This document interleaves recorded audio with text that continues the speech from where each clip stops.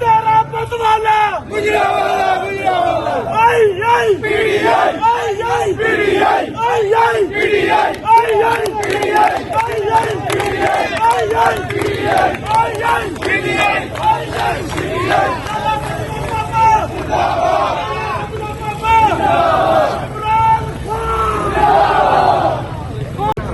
अस्सलाम वालेकुम दोस्तों, असी NASC गुजरावाला लाला सदुल्ला भापे वास्ते कल 5 बजे तो अपनी जित लैके बैठे हैं। 19,000 की साडी लीड सी।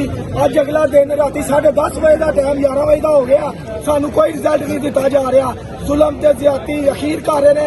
अल्लाह के हुक्म नाल सा गुजराल जो 5 सीटां विन कर लिया ने PTI ने, आजाद कैंडिडेट ने ते बाकी लाला सदुल्ला भापा 19,000 की लीड नाल अगे ने ते इंशाअल्लाह सीट भी जीत के इमरान खान गिफ्ट की जाएगी इंशाअल्लाह।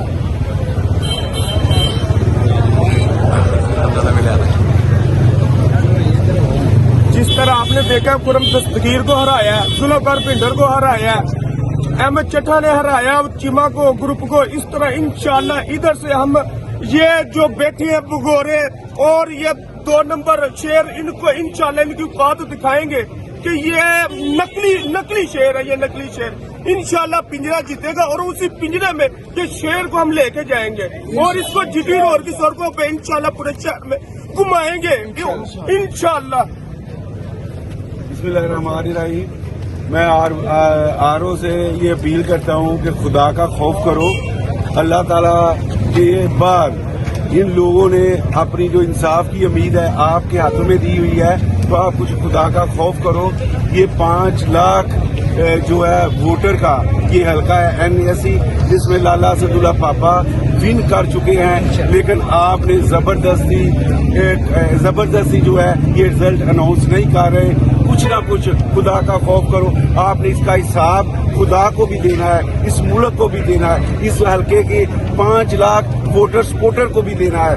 हमें मजबूर ना करो कि हम कहीं जो है आपको घसीट कर बाहर निकाले, फिर आप कहते हो कि PTI वाले बड़े बदतमीज है। ये बदतमीज नहीं है, इनको खान ने इनको शौर दिया है, हम अपना हक लेना जानते हैं। इंशाअल्लाह ताला नहीं जाएंगे, इधर ही रहेंगे, इधर धरना देंगे, उस वक्त तक नहीं जाएंगे जब तक आप लाला सदुल्ला भापा की जो है जीत का अनाउंस नहीं करोगे। इंशाअल्लाह ताला ये पिंजरा जीत चुका है, ये लाला सदुल्ला भापा जीत चुका है, ये इमरान खान जीत चुका है। इंशाअल्लाह ताला दिन लाला सदुल्ला भापा की होगी, दिन इमरान खान की होगी।